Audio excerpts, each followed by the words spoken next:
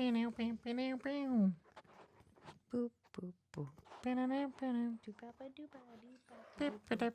boop, boop. Mm. Scoot over.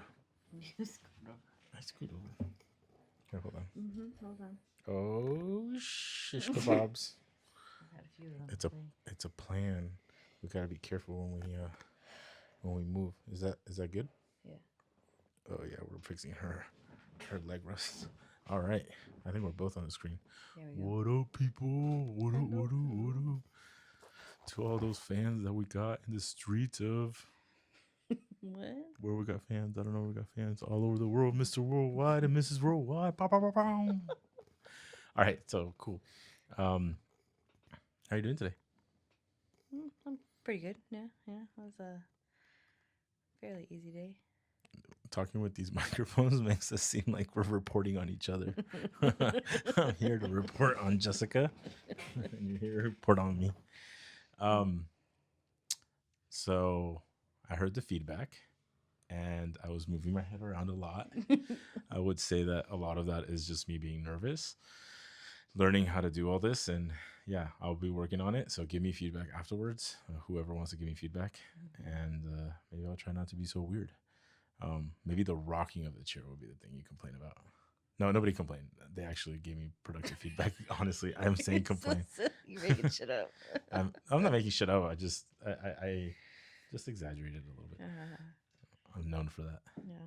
And we got mics to fix my problem, so. Yeah. Well, put it closer. I think you have to put it like that. In my mouth. In your mouth. Okay. So 2 things that I really wanted to talk about today that we want to focus, and we're going to put it on the title: failure and training. Woo. I wanted you to start because I talk a lot, and if you start, then I either fill in the gap or reduce the amount I talk. And I think we should use my skill. So being a therapist, I can ask questions and explore. So how do you feel about that? If I just ask you about training and why you got into training and stuff like that. Yeah, I'm good at answering questions. Okay, so let's start at childhood, because I think like that really, like, that's the important part, right? Like you started dancing, and then that dancing journey went for a good amount of time. Also, at some point, we're gonna post a video of Jess dancing when she was little, because she looks just like Ellie, our daughter. So for people that think Ellie looks just like me, you would then have to see Jess when she was a little girl, because it's funny. So Well, I looked as a child more. I feel like I look like my mom now that I'm older. oh, that's so much better. Yeah, that is better. And as a kid, I looked more like my dad. Yeah. Like we both have like more of a roundish face. Kid, I mean, I guess I still have a roundish face, but I don't know. She looks like me sometimes. Wait, I think I hear her.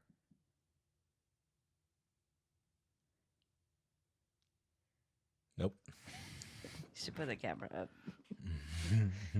Okay, so yeah, what did dance do for you, and when did you start? I started when I was 2, so I don't really know how I got into dance. I know my parents wanted me in some sort of activity, and dance was my first go-to, and it stuck with me for my entire life. I tried other things as a kid. I did soccer, and that lasted a season because I sat in the middle, the circle in the middle. Yeah, Yeah. Where you start the game. Where you start the game, yeah. Yeah, I would sit there and make flower crowns. Mm. Yeah, or I would take like a really long like water break so I didn't have to like go back first. So soccer was not my jam. Did a little bit of gymnastics, but again, dance was always there. I remember when I got my first pair of ballet shoes and wanting to get the point shoes, which is the ones that are on your toes. Yeah, the ones that are like kind of flat on the toes. Yeah, so you're actually dancing on your toes. That and I was fuck up your toes. Oh, well, that's where I got my broken toe for. It's weird, guys. It's just one toe. It's a little weird. Listen, they could be worse. It could be worse. Dancers' feet get really bad. Crunchy feet. Yeah, yeah. But I wanted to do that, and my dance teacher told me when I was 12 I could do that, and X amount of years later, I did. Eventually got into that, and that was always my favorite. But You're talking about ballet. No, point. Oh, point. Okay, Point. I don't know. Ballet I've done since I was a child. Like that's what they start you in. It's kind of like what Ellie does. So is ballet different from point? Yes, ballet is flat on your feet. But don't ballet dancers go? No, the broop, that's point. But that's within ballet. The ballet, yes. Oh, it's the but ballet. That's specifically those are point dancers. So not all ballet dancers do point. And I mean, professional ballerinas they do point, yeah, or it's on point. And do all ballerinas do ballet? Do all do all point dancers do ballet? Usually, most studios won't let you do point unless you do a certain amount of ballet, and you have enough skill and progression in ballet to have the strength to be able to do point. Because point's not just like, oh, you're on your toes. Like you have to have a lot of muscle in your ankles and feet to protect you from like rolling over. And like I do. You got them calves, man. I got them calves, bro. Yeah, you're all calves. Yeah. I mean, I got some other stuff too, but yeah. Yeah, but I've done everything, pretty much everything. Jazz, hip hop. I was a B-girl for a bit. I used to break dance.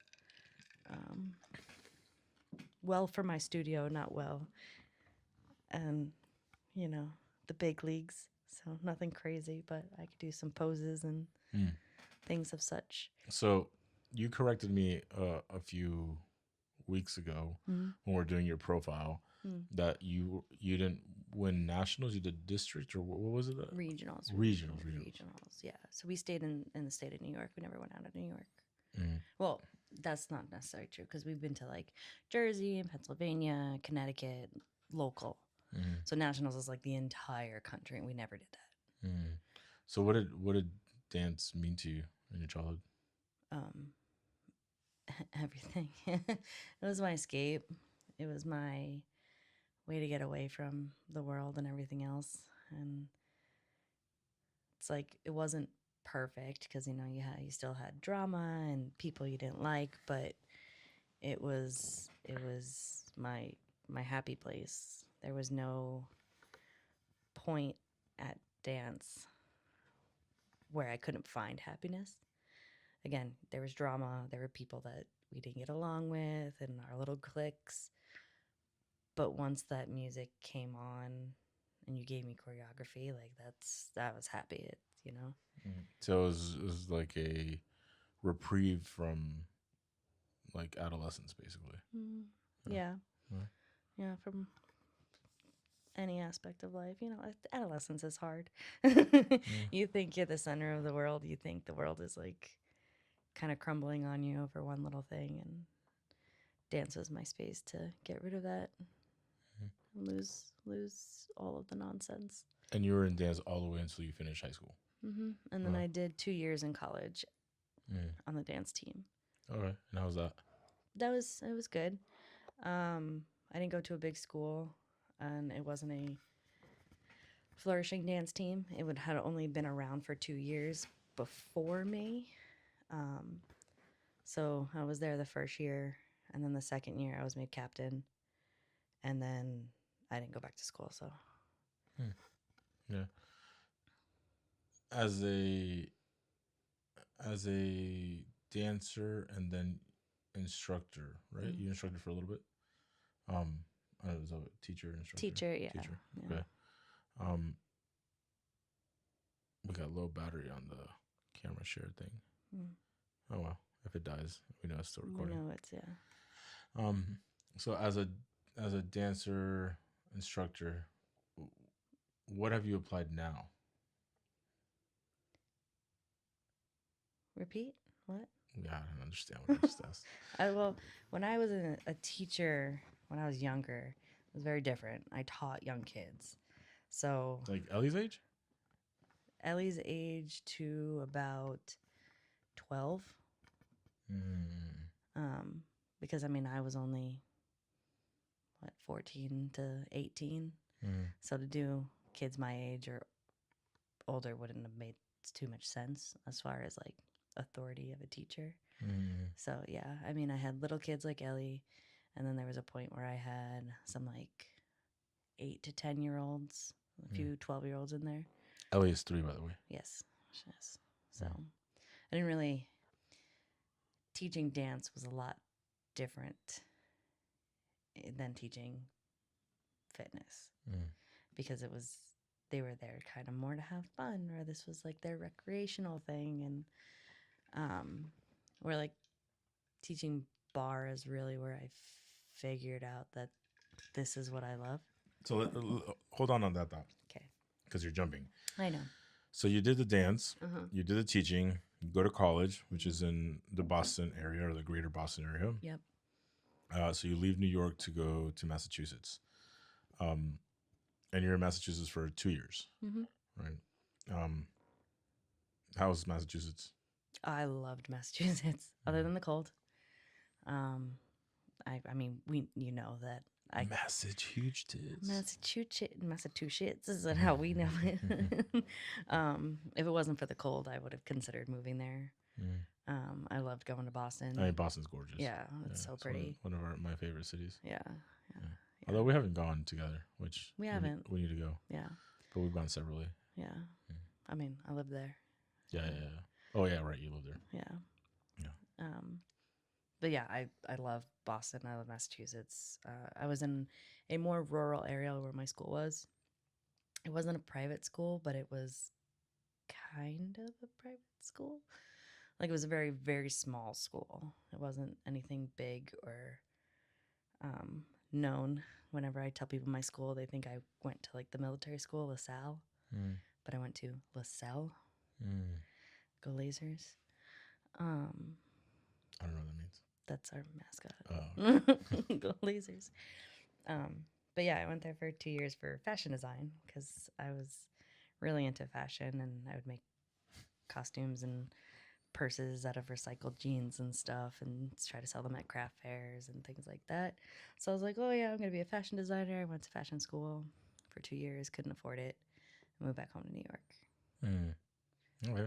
So you moved back to New York, and then you're there for a little while. So I'm just trying to flow the conversation because I know all this story, and like I've gotten to know Jess throughout the years because she's my wife. My wife.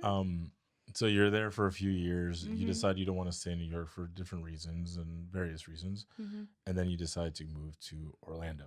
Well, I got the job at Disney. Oh, okay, right. And well, it's not, which is not Orlando. It's Kissimmee, very far. And when you get to, that's Jess farting. No. Well, just let it happen. It's okay. You can't tell people it's me. Yeah, it is.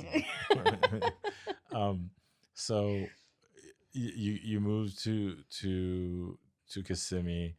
I did not move to Kissimmee. Well, you lived in Dr. Phillips. I did. You did live in Dr. Phillips. I did not move to Kissimmee. Yeah, that's true. Kissimmee. Sorry. Yeah, not Kissimmee. Kissimmee. So for all those non-Florida individuals, a lot of people say Kissimmee. Nobody's kissing you.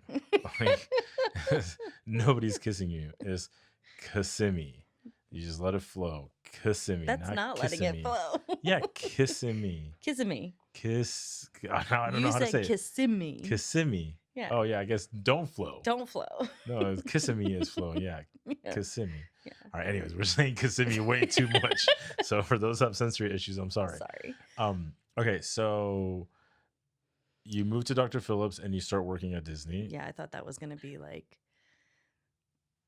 my career. Like I was going to move to Florida, and that was my career, and I was gonna live the best life that I ever could, working for Disney as a seamstress, doing what I love, and yada yada.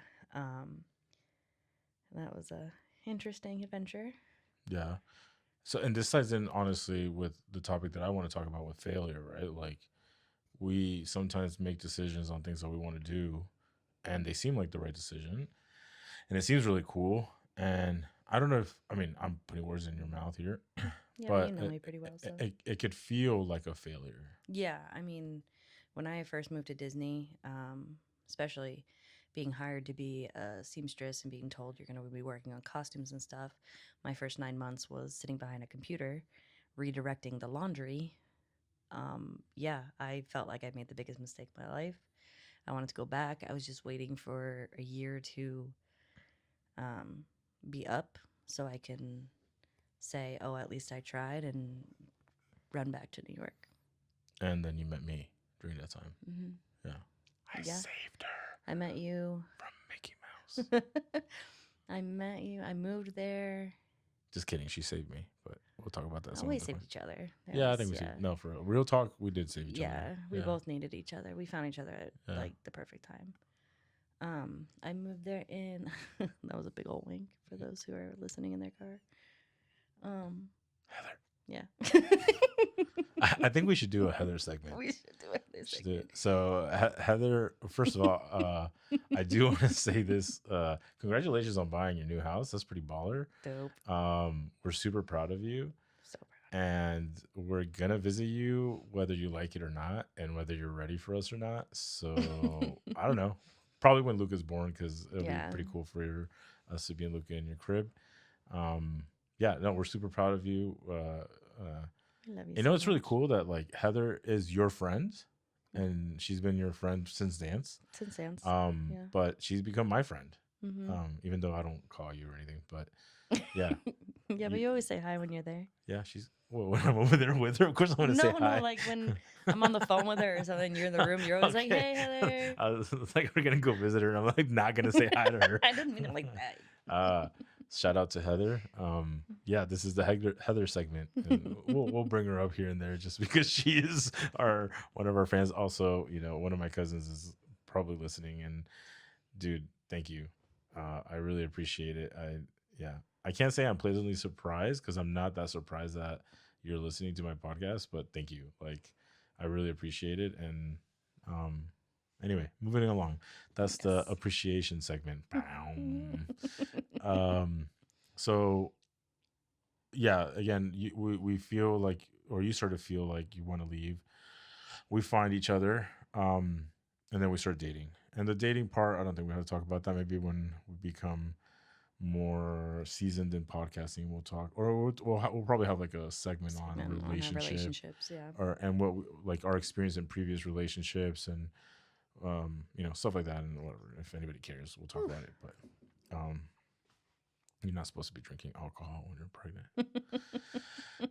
Anyway, anyway, so you're in Disney. I mean, we're together. I am starting my career as a therapist during that time, and I had just moved from Miami, and we decided to move to Colorado. I mean, some time passes, man, you're right? jumping, yeah. I'm jumping a lot, but like that stuff is just about like our relationship. Oh yeah, no. It's not really about you being a trainer. In that failure aspect, though, I feel like my connection with you allowed me to be more or have more backbone at the company at Disney, and I spoke up and I spoke my mind, and I eventually became head of quality control. Yeah. And they made a whole department and position for me because I was like, this is BS, you know? Like, yeah. So I do think that, you know, that's that growth that we're talking about with failure. You fail or you think you're failing, and you really kind of just need to find the strength and the light. Yeah, and I think that's like one of the biggest things. I mean, I was talking about it with a client today, and you know, he ran a multi-million, I believe, business, if I'm not mistaken, or he made like a ton of money, and he did it for a good amount of years, and he lost it all because the CEO of the company decided to. It was like he ran a company that was under another company, and the CEO decided not to work with them anymore, and it destroyed his company. And one of the things, you know, seeing him now and where he's at, and like getting back on his feet, and really recognizing that failure is somewhat of a thought, not really an experience. It feels like an experience, but it's more like you have a thought that you failed. Mm-hmm. But if you shift that thought, it could actually be growth. And not only is it growth, but failure is really a gift. Mm-hmm.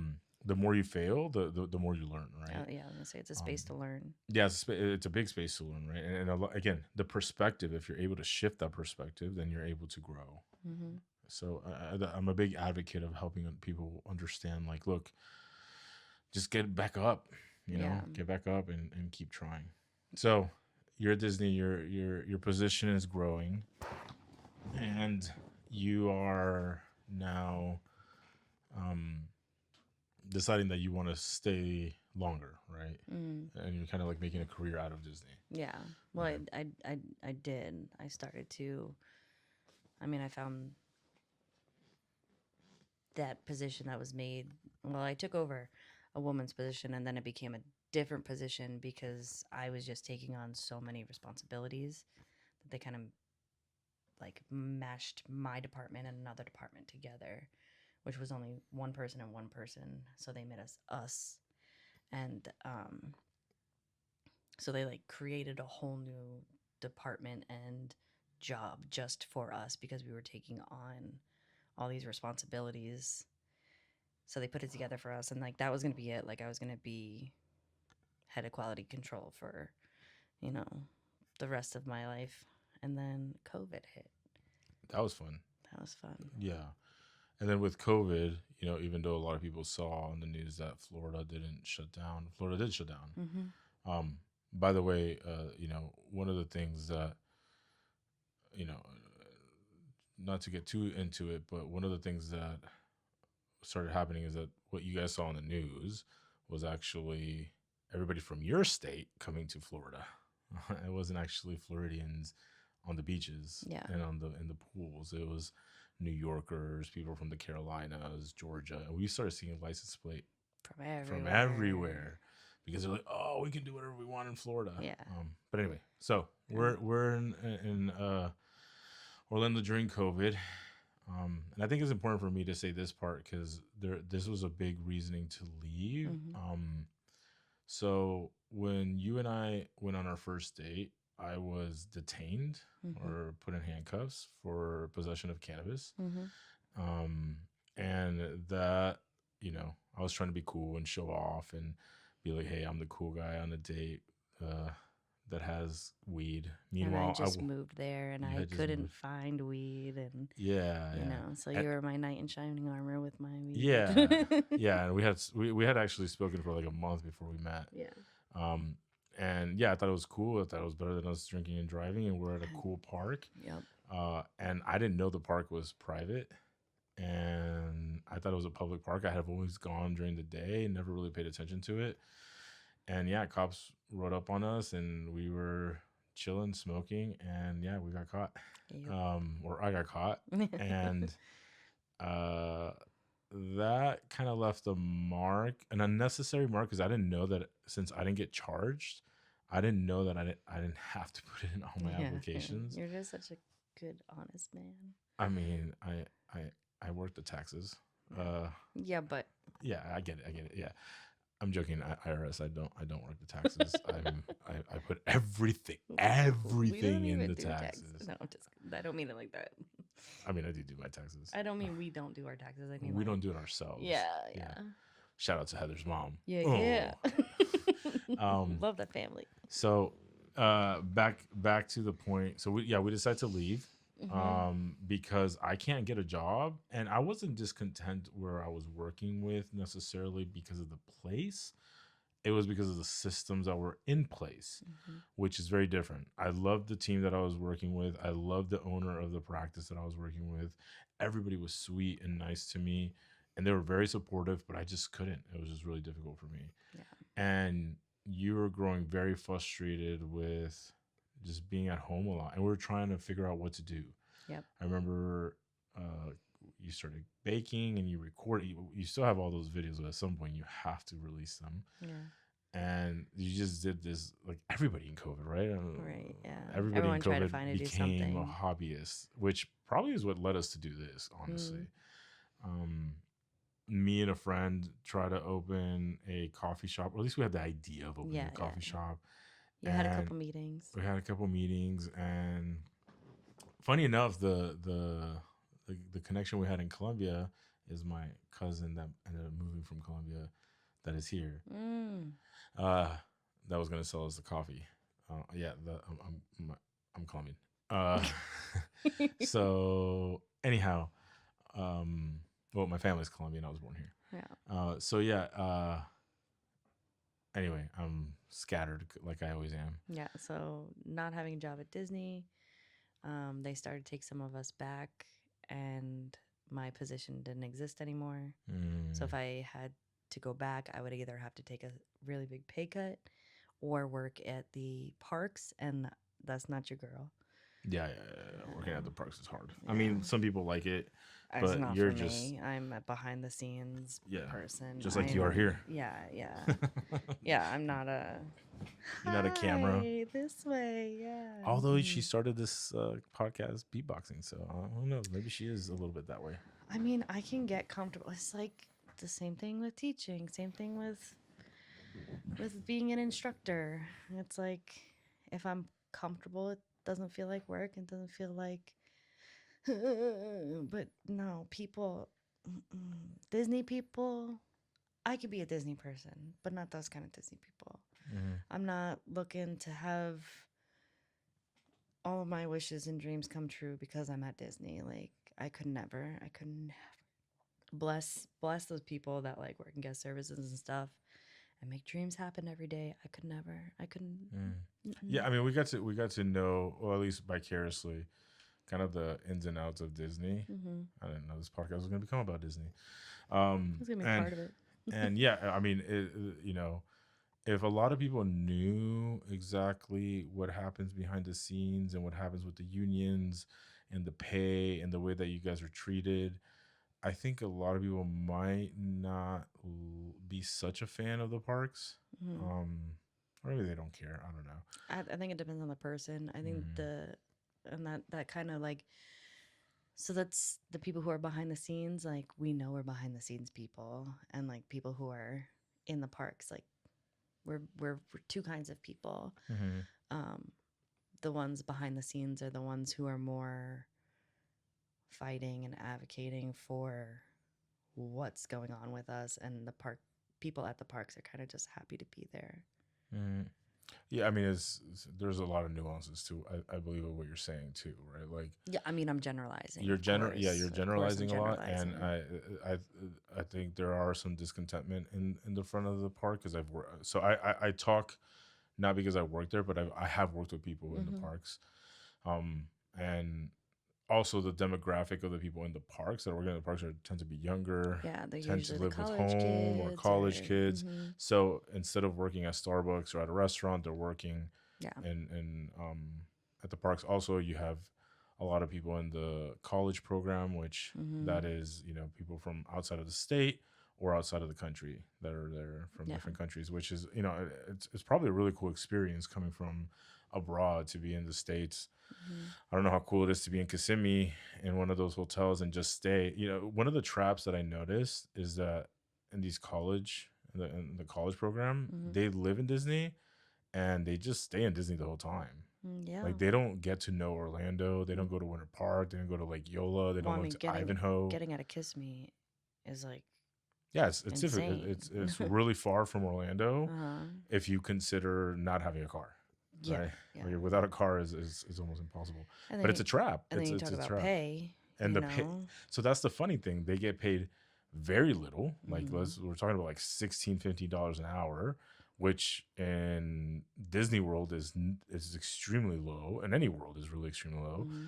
And then these individuals just shop and buy and eat in Disney. Well, because we have free access to Disney. Exactly. They give us free. It's a trap. They give us free admittance. So then the money that you trap. are spending it just goes back to them. Everything goes, so they pay It's full these people and it circle. comes back to Disney. It's Mhm. wild. It's wild. I mean, how many birthdays have I spent there? How many, It's wild. you know? And then you like get how your people family to come visit, and you're going taking them to the parks and taking them. I also didn't understand how people could then want to spend so much time in Disney. But anyway, I look, if I you mean, like it, you like it. I do have It's to say though, I I do don't love, like it. especially like So Epcot. for those Like people me that and Heather, how many times we go to Epcot? yeah, so for those people that don't know, like if you are born and raised in Central Florida, Disney is a completely different experience. It's not this magical, well, for me and for most of my friends growing up, we would all say this. Like we thought Disney was silly. Even as we were kids, we thought it was childish. We thought it was like I think it's that's the hot. best explanation of it is that you've said that Disney is considered a children's place. Yes, like little kids, like Ellie, 3-year-old kids. Like Mm-hmm. once you hit in Orlando growing up, in my experience, once you hit like middle school, going to Disney is whack. Mm-hmm. Like you don't like. Why would you go to Disney for little kids? That's Dumbo. That's Mickey Mouse. Like what? No, like there is no this like fascination for Disney for adults was very new to me. Mm-hmm. Very hard for me not to judge Yeah. because I just didn't understand it. But you know, when you're not from Orlando and you don't see Disney all the time, Mm-mm. it's a different experience. And I get it now as an adult. And quite frankly, now I like stuff from Disney. You Mm. know, I mean, I have. You're a Disney dad now. I mean, I don't know if I'm. No, no, take it easy. Let's not I push still the don't limit. like going to the parks. Yeah, yeah, yeah. But you'll But do it. I'll You'll do do it. it for her. I'll do it for Ellie, but I won't advocate for it. Mm. Um, No, that's me. but yeah, I mean, I'm like, can we go for my birthday? so Disney becomes, as you can see, talking about it, Disney becomes a big part of our life. Yeah. Um, which you know, the insurance was good.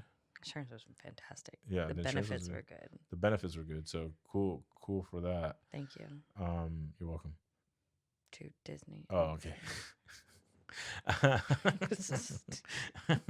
So anyway, so we decided to move because COVID, you know, I'm working with kids. It's impossible to work with kids online.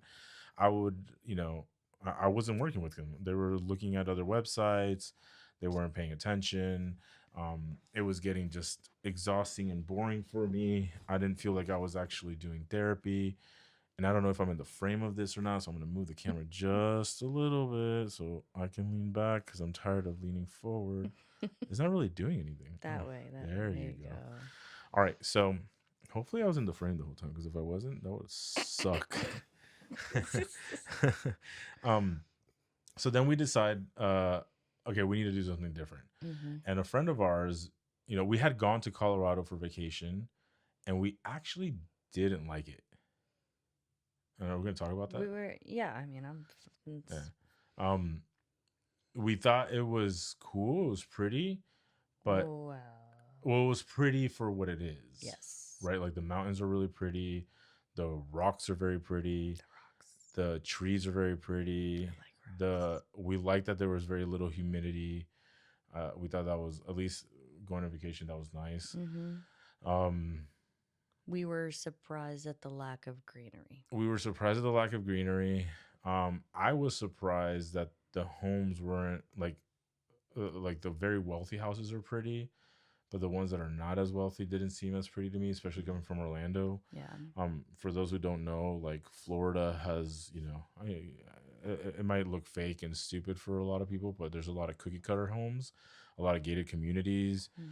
Everything kind of looks like a golf course. Mm-hmm. Even the neighborhoods that are not like high end neighborhoods they're relatively nice. Like they're pretty. Like the hood, and I say quotations hood because like it's just not. It's actually not that. Now that I've lived in different cities, it's not that bad. Like it is. It's clean. Like it's maintained clean, and we've come to understand as Central Floridians that a lot of it is because of Disney. Like Mm-hmm. Disney dumps a lot of money to the city to make it sure that it's clean, that it's organized. Everything closes, by the way, for those who don't know, everything closes at 2 in Orlando, and that's because of Disney, because they want it to be a family friendly place. And there's so much good things that Disney has done for the city, like the schools, there's from like the small microculture stuff, to like almost everybody that lives there works and goes through the training of Disney. So the way that we talk to each other, it's just anyway, it's vast. Mm-hmm. I'm Yeah, it that's what I'm carries used to, it carries through the whole city. in one way or the other. Yeah. Everybody directly or indirectly has some sort of income because of it. Disney, Yeah. right? Like I tell people, like, oh yeah, I can get into the parks for really cheap or for free. Like, oh my god, you have a connection. I'm like, everybody Everyone has a does. connection Yeah. in Orlando, and if you don't, it's a little bizarre. Mm-hmm. Honestly, I mean, I don't know. Maybe there are some people there that don't have it, or whatever. But so anyway, I say all that because like people might think Florida and they might think Miami or they might think, some of the coastal cities, but Central Florida is where I grew up. So going to living in Miami, which the places in Miami that I lived were really pretty. Some of them were a little sketchy, but they were still pretty. Then moving to Orlando, which was always been really nice. I've been blessed to live in really beautiful areas in City Orlando. beautiful. Living in, growing up, in the houses that I grew up with, everything was really nice. Mm-hmm. We go to Colorado and we're like, nah, dude, we're not like Like, this is what fine, what we can afford. We don't but want we no. don't want to live. What we Mm. do like in Colorado that was really pretty, we just couldn't afford it, Yeah. right? And we collectively were not okay with that when we went on vacation. Mm-hmm. Um, but there are some things about Colorado that we appreciated, and one of them was the legality of cannabis. Yes. Especially because I was medically on cannabis in Florida, Mm-hmm. so we didn't have to worry about the legalities Yeah, of cannabis if we were in Colorado. exactly. So that was one of the pros. I've never really been a big smoker. I've smoked here and there, but I had never been a big smoker, so that wasn't a selling point for me. But I did want something different, and whatever. We came back from vacation, and then a friend of ours like, well, I'm planning on moving to Colorado at some point in the future. Why don't you guys move to Denver? And I was like, nah, we can't really afford it. And then I just hopped on online and started looking at homes, and I was like, oh, wait, we can afford some of these rentals. Mm-hmm. And then at that moment, the people that I lived with in Miami moved to Colorado, and I called them and I was like, hey, like, we're thinking about going. And they're like, dude, come, like, we'll totally help you, which they did. And they're really nice and helped us. They even like lend us some money that we needed for the down payment. And we ended up moving. And we moved to Colorado as, again, kind of an adventure, but I wasn't getting any calls from any jobs. Mm-hmm. And they also were telling you that, which is true, like the mental health field is taking a lot more Yes. seriously and a lot more like it was a need. Yeah. So the mental health one is, I mean, it's a need everywhere, but But it is respected more mm-hmm. culturally speaking.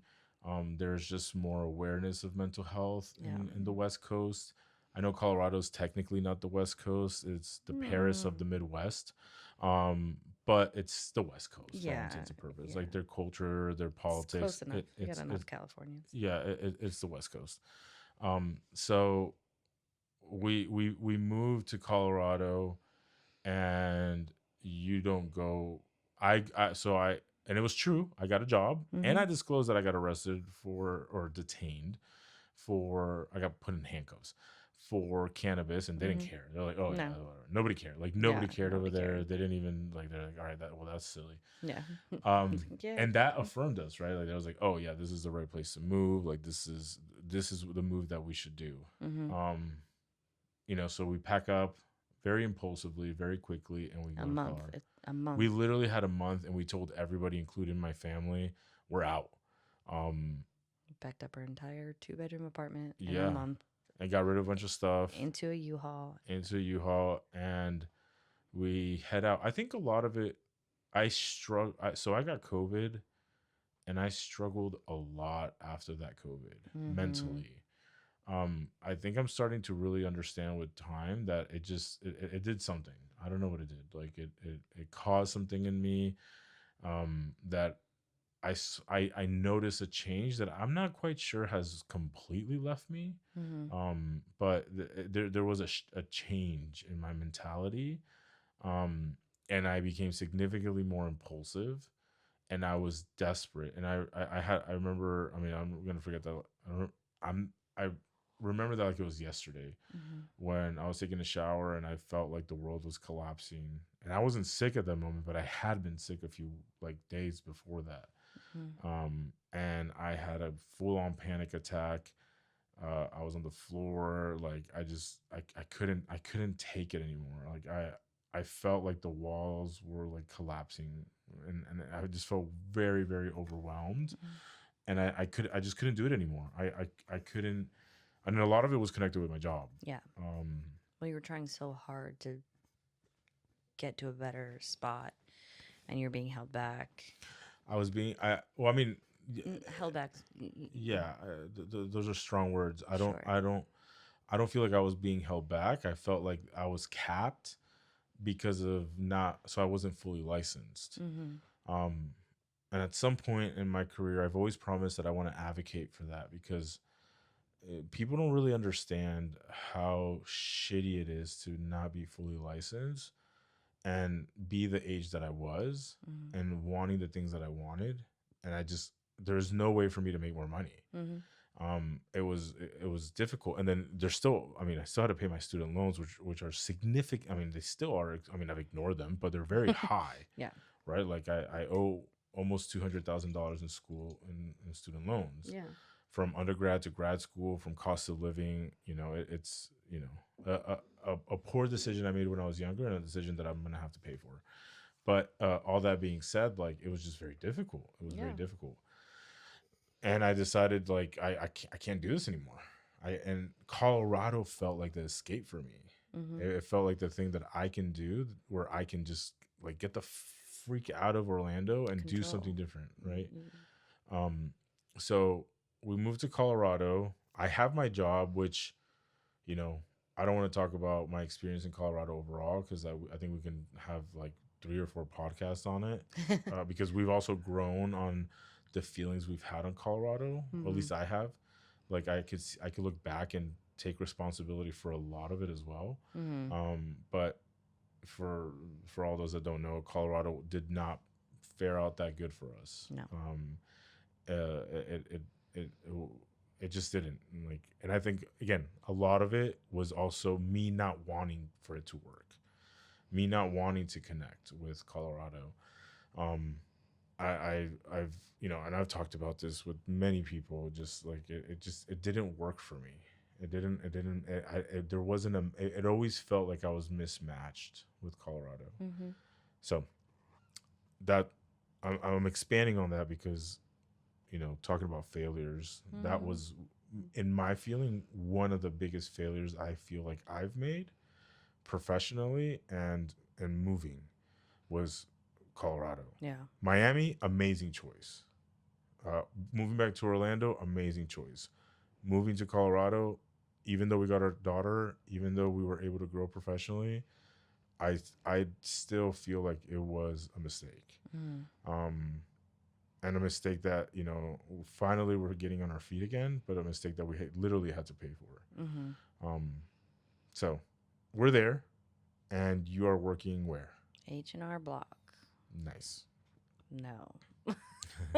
How did you feel working at H&R Block? Oh my goodness. I've read the most books I've ever read in such a short amount of time. Oh, that's right. We got you those Disney books. Though, Mm-hmm. yeah, I've you read read a like lot. 13 books in a month.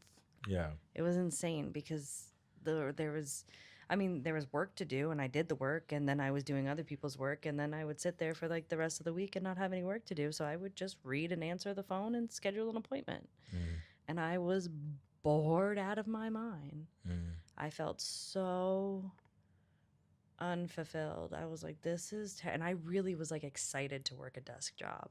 I was like, oh yeah, I'm gonna get a receptionist job. I'm gonna take it easy because Disney was hard and Disney was a lot of mental work. And oh no, I'm not cut out for that. That was, whew. And mm. they wanted me back. Remember? They were Yeah, like, oh, yeah. I'll take you back for next. And I was like, no, thanks. Mm. Yeah. Okay, so then what happens? So then we're talking about what do we do? What do I do? And you bring up, you know, my dance, and then how I did Zumba, And I did try Pure Barre in Orlando. I did it for 3 months there. What was her name? Moana. Moana, that's right. Which was hysterical because it was in the Disney area and her name was Moana. But yeah, I didn't like Pure Barre. I hated Pure Barre. I was very like specific about the teacher, and I would only go, and then she left and I was like, okay, I'm done. I'm out. I did my 3 months and I'm not doing this anymore. But I enjoyed the idea behind it. The concept of Pure Barre was great. It was just I couldn't find the right people to take the class from, because the class I took from, her name was Rebecca. Rebecca's classes were fantastic. She was hands-on. She was vocal. She would just cue over the microphone, and she had danced her whole life. So I had a connection with her already. And I like Zumba. Zumba's fun. But Zumba, there's no focus on safety. There's no focus on form. So like I had spoken to women, especially like elderly women, older women in their, 40s. They had knee, oh, I can't do this because of my knee. And it's like, well, because you're not being told how to do things properly. And they just tell you to get low or get down or, move, just move. So I went with Pure Barre. I took an application out in Castle Rock, which was 45 minutes away. But So you're talking about like the hiring process. I thought you were talking about when you're like taking the classes. Well, it was. Rebecca was Okay. in Orlando. Rebecca and Moana were in Orlando. But then when we were discussing, like, what am I going to do, and you brought up my dancing and how, like... Well, I saw a billboard driving on Wadsworth when we were heading north that there was somewhere was hiring. I don't remember what it was, and like you ended up like not applying to that place or applying and it didn't work out. But there was like a fly or something somewhere on Wadsworth. I remember it was close to where that Whole Foods is at, like down, not the Whole Foods by Belmar where we lived, but the one that was a little bit more down. Okay. And that's what gave me the idea is when I saw that, because I back then we only had one car, so I would take you and come back and take you and come back. And I was working from home too, which was horrible. But yeah, during that period, I remember you not really knowing what to do. There were some ideas out there of you maybe going back to school or maybe going into education and or trying something completely different. But fitness seemed to be the right match for you. Yeah. Also because I feel like you had done it for such a long time. Well, I think that was like your motivation for me, if that makes any sense. Was like you have this in you. You do, like, whether you kind of know it or not. Like, why did that billboard resonate with you to me, for me? But so you start working at Pure Barre. How was that experience? it was amazing. I mean, it was nerve-wracking at first. I had to do, a 3-day course, training program to get certified, and then I had a month to make a test out video, which was teaching a class. There was a lot of shifting happening at the studio that I was hired at. So there was a lot of like things that were not done necessarily correctly. Like my test out video was supposed to be peers and teachers, and my test out video was a class that I taught because they needed a teacher. And kind of made it easier for me because I had to focus. Like, my focus was less on what I was doing and the clients, which is where I thrive. And then I wanted more work because I was only working 3 days there. So then I applied to another Pure Barre, and they hired me. And I got like one of the best compliments that you can get as an instructor, especially one who had only been doing for, mean, I think it was only like a month or two before I started working at Highlands Ranch. And the lead teacher over there was like, you act like you're an OG. Like, you act like you've been doing this for 10 years. Like, you're not afraid to see something wrong with a client and going and adjusting them. And my mentality behind it has always been, if the clients are not doing something and they're not being safe and they're not engaging where they need to gauge, one, they're going to get hurt, which is like, okay, if you get hurt, you're not coming back, or you got to take time off. You have to recover, and recovery can suck. And then they're not going to get the most out of it. If they don't get the most out of it, they're not going to want to come back because they're not going to see the results that they're trying to see. So that was like a really nice compliment. And then that owner spoke with another owner who needed people. He needed more instructors. So I started working there. And then at one point I was working at 4 studios and doing it full time. And So name the studios you worked at. I worked at Castle Rock, Highlands Ranch, Denver Highlands, and then lastly Littleton. Denver Highlands is cool. Denver Highlands is my favorite. Yeah. My favorite. Like, that is where I struggled leaving Colorado because of Denver Highlands. Denver Highlands, shout out to Jody. She is the most wonderful person. Amanda, best lead teacher I can ever come in contact with. 2 of the most caring, loving souls, just down to their core people.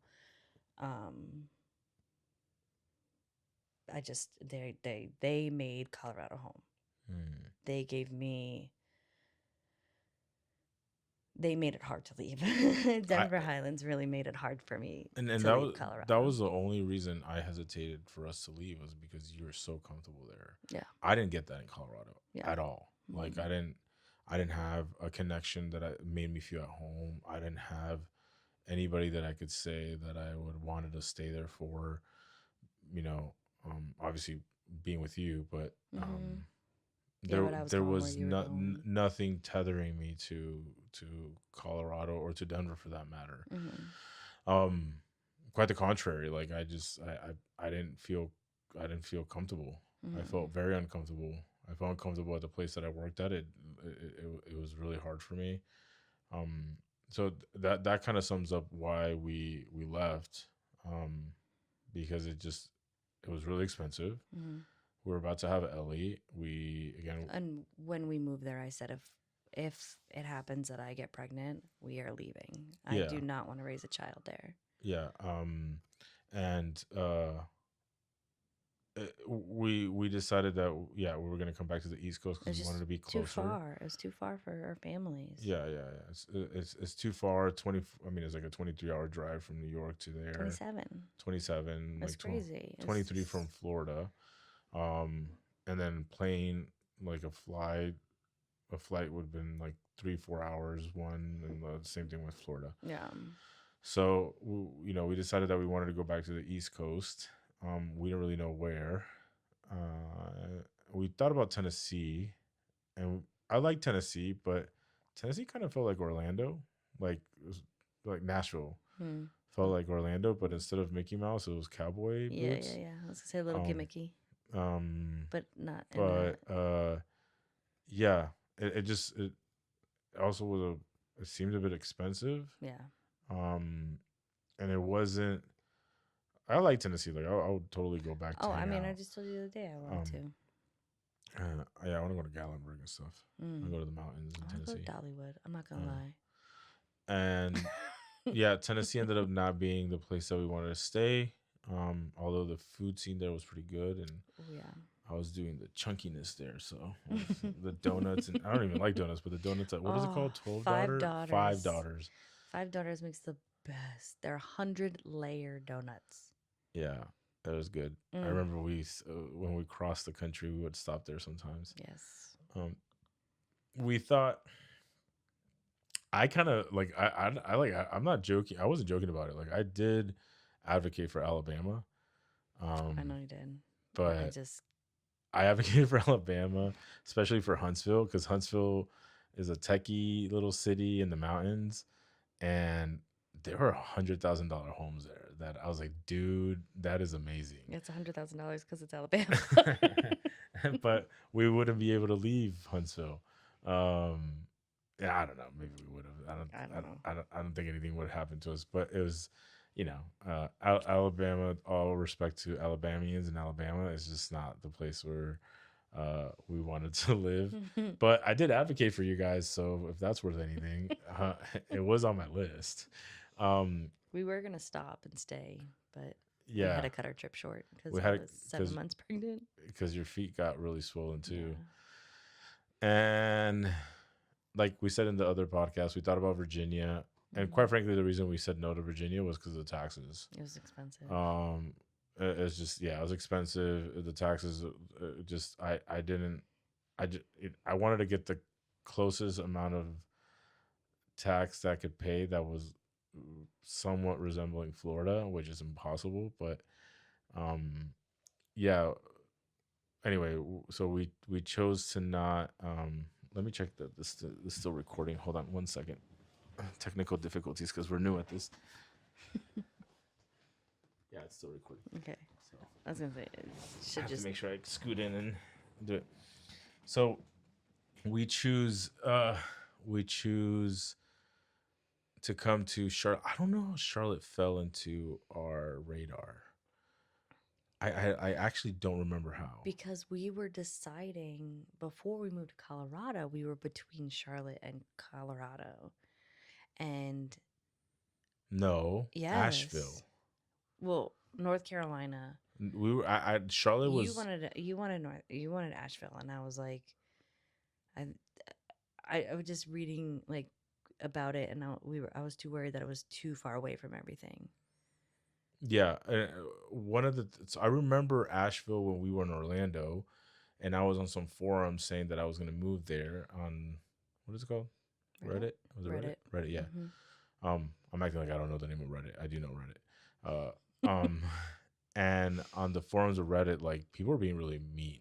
Okay, I was gonna say it. That's why I said it was too far. But people are like, "Don't come here. You're not welcome." Kind of like what they're doing here in Mooresville, which honestly it's is all of North rude. Carolina. It's like if like, dude, like this is. I just saw a video today that was like, if you came here after 2015, go home. And it's like, bro, like, do you not want your city to grow and thrive? And if you don't, like, I don't know what to tell you, dude. Like, that's we all pay federal taxes. We can move wherever we want. Like, this is our country, and like, you can move to Alabama. I mean, not a lot of people are moving there, so it's available. It's available. Maybe your wife will say yes to Alabama. Who knows? Now, moving is hard and it's difficult, and it's not that easy to move. And I can understand that it's maybe very hard for you to go through the transition of having your city kind of grow out of you, and not being affordable, which is what a lot of people talk about when they're talking about gentrification and stuff like that. Like your neighborhood just turns into something you can't afford. But the reality is that, as Americans, in my opinion, we have to move. It's part of our culture to move around. Yeah. It's an integral part of our growth. I don't know if that's kind of embedded in the system, but it feels like it is. And moving is part of it. And it's hard for us to adjust to. Yeah. And just because we're moving here doesn't mean that we're all gonna like try to harm you or change your culture. But anyway, deviating because of my ADHD. So Charlotte wasn't really on the radar that much. I just don't remember Charlotte as like. So again, it wasn't specifically Charlotte. It was North Carolina. We were looking at Raleigh. We were looking at Winston-Salem because I just wanted Winston-Salem because of the name, because I'm a little witchy dork. And I was like, oh, it's Salem. Like, and we were looking there. We were looking at Raleigh. We were looking at Charlotte. We were looking at Asheville. But it was North Carolina as a whole or Denver. And the reason why we chose Denver is because of your colleagues. Yeah, yeah. We were like, oh, well, at least we have someone instead of being alone. Yeah. I remember you were very inclined to the Carolinas. I knew that there was a difference between South Carolina and North Carolina. Like growing up, I always imagined North Carolina as people that played golf and South Carolina as people that went to the beach and drove motorcycles. Yeah, for me, it's always been biker. Yeah, South Carolina for me is like bikers and beaches. for whatever reason, whether that's accurate or not, No, I get it from my dad. I that's get just that mentality from my dad because all of his friends were from yeah, South Carolina and they were all bikers. He was a biker. You have Myrtle Beach. yeah. I think Sturgis is in South Carolina too. No, Is in Florida? no, Sturgis is in the Dakotas. In Dakota?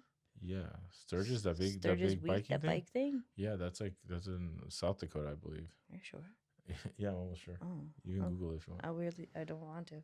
Yeah, yeah, Sturgis is in South Dakota. Hmm. I'll put $5 to that. I'll buy you a Starbucks tomorrow Oh. if I'm right. Stay tuned, guys. Hold on, just wait. What? She usually takes this long. Bike Me and rally. Ellie have to be very patient, but Ellie's not that patient. She'll learn.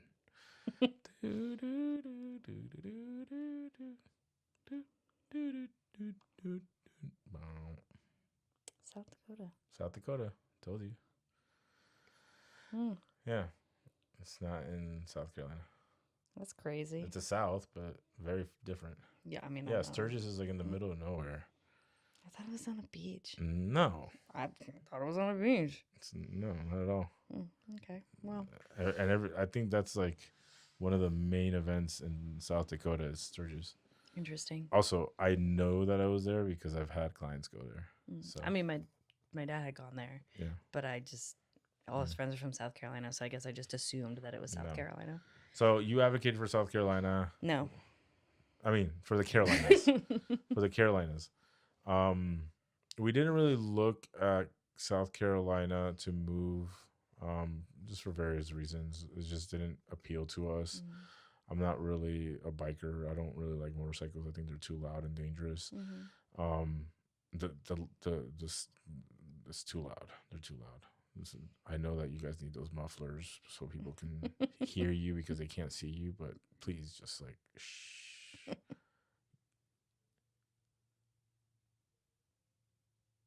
That's Ellie, right? Oh, so our daughter is sleeping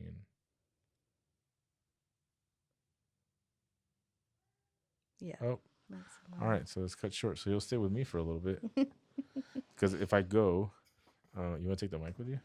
See what Ellie has to say. She's gonna say, "Mama." Oh, it might not actually reach that way. Anyway, so you're with me. So I'll tell you a little bit about the story. So yeah, we decide to go come to Charlotte.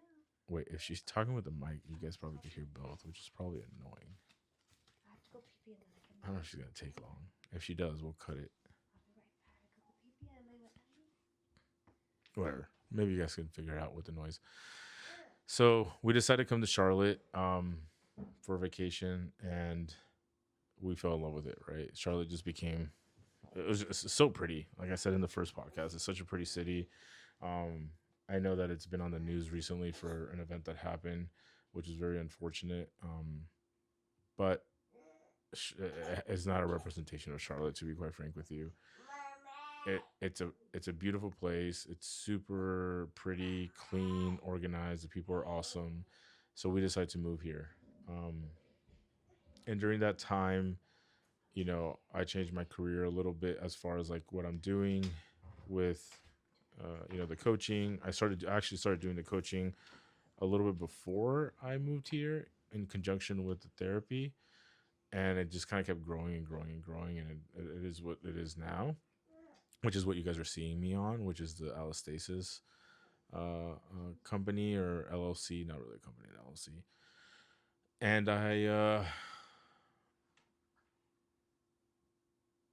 I focus on that just during that time.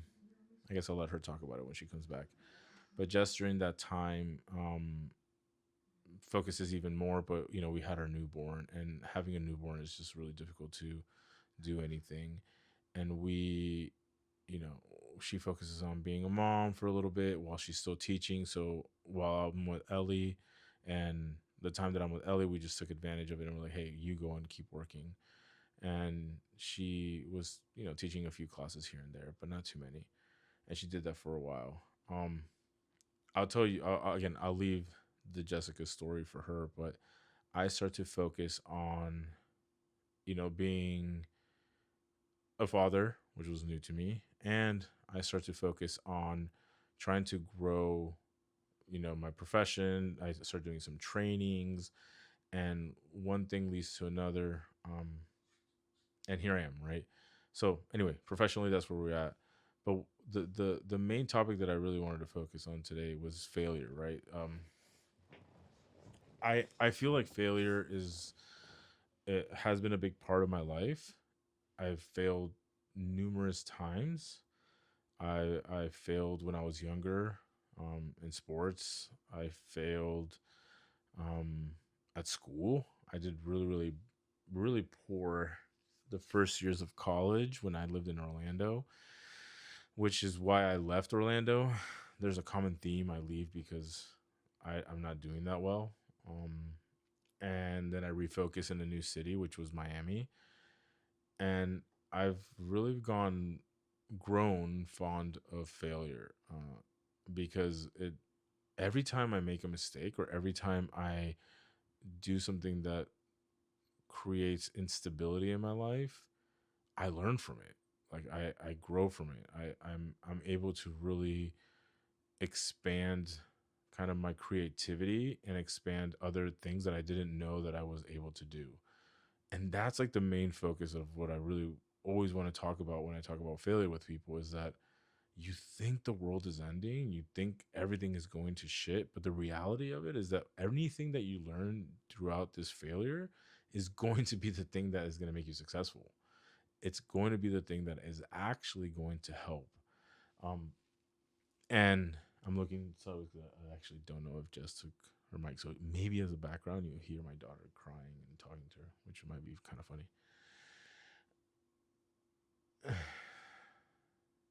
I I struggle trying to explain failure to my clients from coaching to therapy because I know that when you're in it, you feel really small. I know that you feel like things are not going to work out. You feel like the walls are collapsing. eh, You feel this tightness in your chest, um, maybe sweatiness, sadness. You just don't know where to go. But I promise you that feeling not only subsides, but it becomes significantly better. Um, it's hard to put into words until you go through it. I don't wish people to fail, but I do wish people to learn from their failures. So what I really wanted to focus this conversation on is look for it. Like really aim to fail. Like try to go to that place of failure. Try new things. Like become a risk taker. Some like you'll learn something. Like something will come out of it. And worst case scenario, even us with this podcast and with the business that we open and with the clients that I'm trying to take and what Jess is doing, dude, we're gonna get something out of it. If it's not money, at least it's an experience, and we're making connections, right? Like making connections is awesome. Getting to know people is really cool. We've made in the short amount of time that we've been running our business and doing everything that we've been doing, we've made really cool friends, and we've found this little community that has been really warm and welcoming to us, and that is worth a lot. And if I would have been super depressed, and which I mean, I was depressed, but if I would have been really angry and upset and banging my head against the wall because of what happened to me or what I went through, because it didn't happen to me, like nobody did anything to me, but what I went through that I experienced as something negative in Colorado, I would have gotten stuck. I would have felt like I would have never been able to have friends, or I would have never been able to succeed financially. I would have been able to do the things that I've been able to do here. And also, not only with my profession, but with my health. For those that know me, have seen me yo yo, right? Have seen me be really thin, to like looking healthy to not healthy to then gaining a significant amount of weight when I lived in Colorado because I'm an emotional eater. And I struggle with maintaining my weight because I'm an emotional eater. So if I feel happy, I eat. If I feel sad, I eat. If I feel excited, I eat. Like I just want to eat all the time. And if I'm anxious or depressed, I lean on food to sedate me. And that was one of my biggest failures was losing the body that I had worked so hard to maintain in a healthy way, which now looking back, didn't do it in the healthiest way, but I worked so hard for it. And now with all that, I've learned, like, I know what to do and what not to do. I know how to engage with food and not engage with food, but I can't learn that if I'm judging myself throughout it. And I still have judgments that come and go, but you have to work on it and recognize them. So, more than trying to be motivational, I want to invite you to really try to fail. Like really move towards that and move towards that that place where you can actually learn. Um so I'll stop the whole failure conversation. Think about it, maybe it's something that you can talk about in the comment section. That'd be cool if you got all the way to this part of the podcast. Thank you for listening. I am going to stop it because I don't know if Jess is going to be able to come back or not. And I do want to go help her in case she needs my help. Um, but yeah, thanks for listening. I'm out. Peace.